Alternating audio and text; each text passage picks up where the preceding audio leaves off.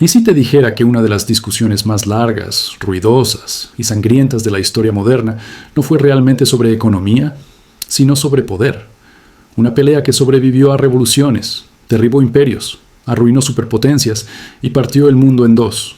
Durante más de un siglo, capitalismo y socialismo no fueron simples teorías económicas, fueron trincheras, líneas de combate. Y detrás de cada discurso patriótico, cada huelga obrera, cada crisis financiera y cada guerra indirecta, este debate moldeó el mundo en el que hoy intentas proteger tu dinero. Pero hay una parte que casi nadie te cuenta. Ni los ideólogos de Twitter, ni los gurús económicos, ni los manuales universitarios. La verdad incómoda es esta. Ninguno de los dos sistemas funcionó jamás como prometía el libro de texto. Ni una sola vez. Ni en un solo país. Y cuando llegó la presión de verdad, guerra, hambre, inflación, colapso, la máscara cayó con una claridad brutal. Bienvenidos a El Cronista Financiero, donde la historia, el dinero y el poder convergen. Para entender por qué este enfrentamiento definió siglos, hay que retroceder mucho más atrás de cuando alguien pronunció por primera vez las palabras capitalismo o socialismo. Durante la mayor parte de la historia humana, la economía ni siquiera era economía, era supervivencia, reyes que gobernaban por derecho divino, terratenientes que poseían casi todo, campesinos que trabajaban lo justo para no morir de hambre. El progreso avanzaba más lento que un glaciar. Durante miles de años, la vida fue un juego de suma cero. Si uno subía, otro tenía que caer. La riqueza venía de la tierra, del trabajo forzado o de la guerra. La productividad apenas crecía, y la idea de que una persona común pudiera hacerse rica comerciando o innovando habría sonado a locura. Todo eso estalló con la Revolución Industrial. La Inglaterra de finales del siglo XVIII era una olla a presión de carbón, hierro, capital y ambición. Las máquinas reemplazaron al músculo. Las fábricas sustituyeron a los talleres. Y apareció una forma de poder completamente nueva: el capital privado. Por primera vez en la historia, individuos podían invertir, arriesgar y poseer a una escala que antes estaba reservada a reyes y aristócratas. La productividad se disparó. Los bienes se multiplicaron. La riqueza creció a una velocidad jamás vista. Pero el precio fue alto. Algunos salarios subieron. Otros se hundieron. La desigualdad se abrió como una grieta. Las ciudades se ahogaron en contaminación. Niños trabajando 12 horas diarias. Barrios enteros convertidos en focos de enfermedad. Miseria urbana a una escala desconocida. Y aún así, había un hecho imposible de negar. El capitalismo producía más cosas, más rápido y en mayor cantidad que cualquier sistema anterior. Ahí es donde nace el socialismo. No como un sueño romántico, sino como una reacción desesperada a la brutalidad del capitalismo industrial.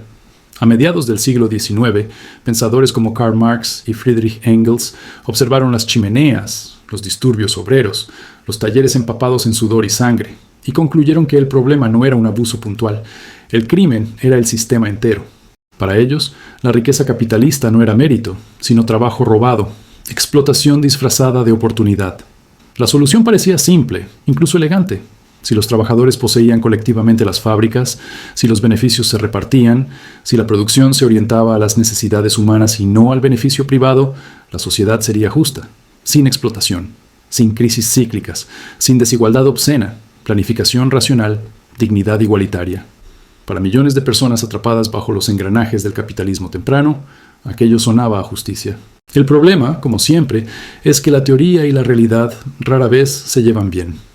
La primera vez que el mundo intentó aplicar el socialismo a escala nacional no fue en un aula universitaria. Fue sobre las cenizas de un imperio.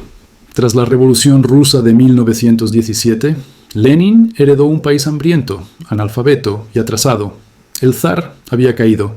La élite había huido o sido ejecutada. Y de repente, 150 millones de personas necesitaban un nuevo sistema operativo económico. Los soviéticos lo construyeron a toda prisa. Propiedad estatal de la tierra, las fábricas, los bancos y los recursos, precios fijados por burócratas, objetivos de producción sustituyendo al beneficio. La empresa privada eliminada. En el papel, aquello debía crear igualdad perfecta y eficiencia total. En la práctica, creó caos. Sin precios de mercado, los planificadores no sabían qué quería la gente ni cuánto producir. Sin competencia, las fábricas no innovaban. Sin incentivos personales, los trabajadores hacían lo mínimo indispensable. Las escaseces se volvieron normales. Las colas se convirtieron en cultura.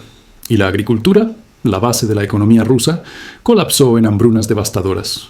El propio Lenin tuvo que retroceder, permitiendo comercio privado limitado para evitar que el país muriera de inanición. Y sin embargo, algo curioso ocurrió. Pese a sus fracasos, el socialismo siguió siendo seductor. ¿Por qué? Porque el capitalismo tampoco estaba dando una buena imagen. A comienzos del siglo XX, el capitalismo había generado una riqueza colosal y una inestabilidad salvaje. La especulación se desbordó. Los monopolios dominaron industrias enteras. Los ricos vivían como reyes modernos mientras millones sobrevivían al día. El sistema era excelente creando riqueza, pero desastroso repartiéndola. Esa tensión explotó en 1929, cuando el mercado bursátil estadounidense colapsó y el capitalismo sufrió su mayor humillación histórica.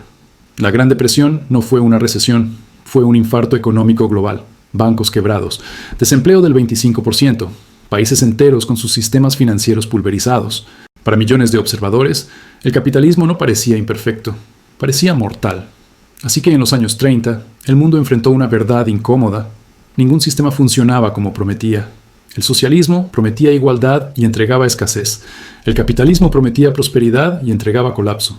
Y entonces llegó la guerra. La Segunda Guerra Mundial obligó a todas las grandes economías a poner a prueba sus sistemas bajo presión máxima. La Unión Soviética, pese a su ineficiencia, movilizó a toda su población con una disciplina aterradora. El control estatal permitió redirigir todos los recursos a la supervivencia.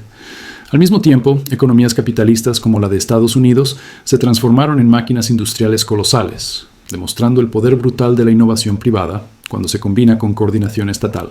Cuando terminó la guerra, el marcador ya no era ideológico, era concreto. Producto Interior Bruto, infraestructuras, crecimiento, nivel de vida. Desde 1945 hasta 1991, el mundo se convirtió en un laboratorio.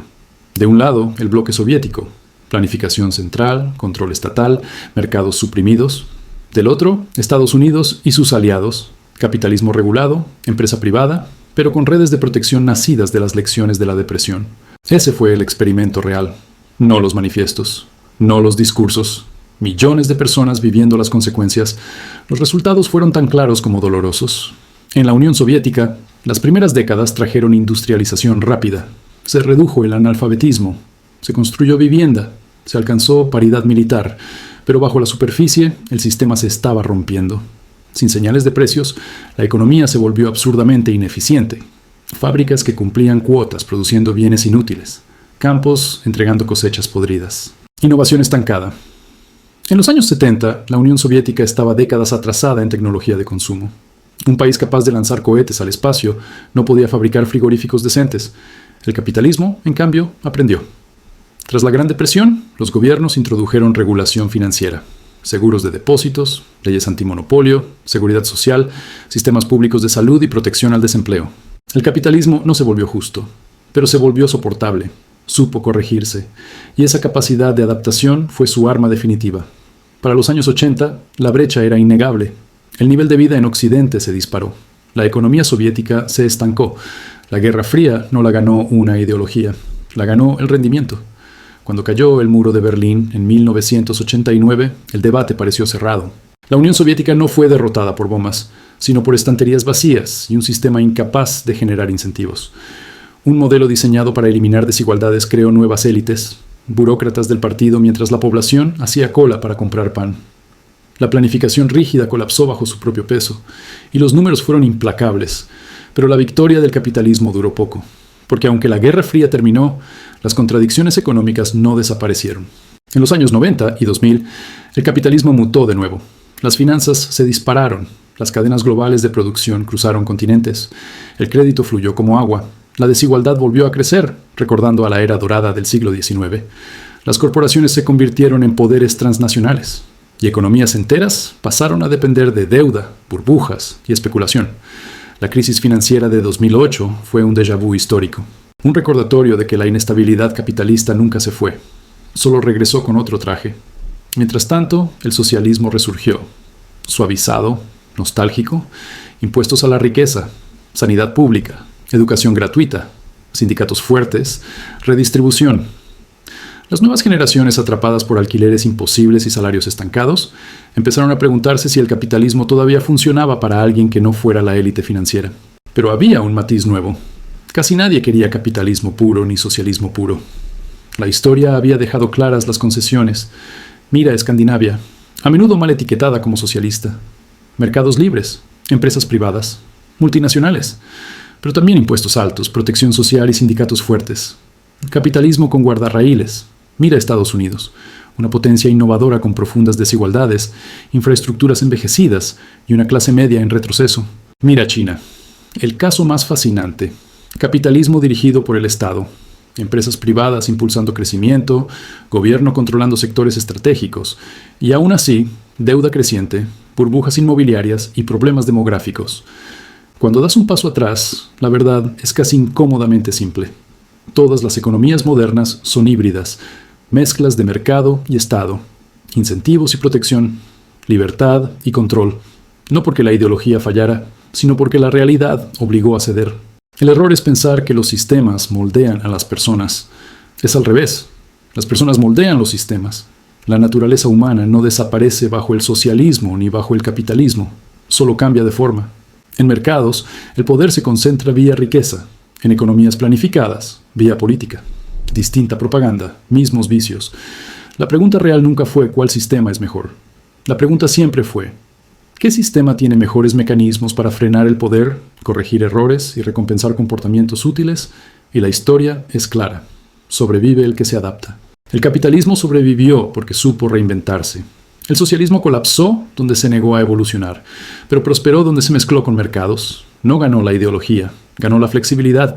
Y aquí viene la lección que conecta todo esto con tus finanzas personales, tu independencia financiera y tu planificación patrimonial. Los sistemas cambian, pero las trampas se repiten. Inflación explicada, deuda pública, burbujas, corralitos, rescates bancarios. El sistema financiero explicado siempre favorece a quien entiende el juego antes de que cambien las reglas. La historia del dinero es, en el fondo, la historia de quién controla las palancas. Bancos, estados, corporaciones.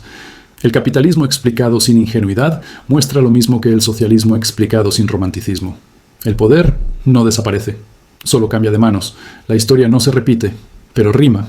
Y si no la entiendes, te aplasta igual. Si esto cambió tu forma de ver el dinero, el poder y el sistema en el que juegas, suscríbete. La historia tiene las respuestas. Y yo te mostraré los lugares donde nadie quiere que mires.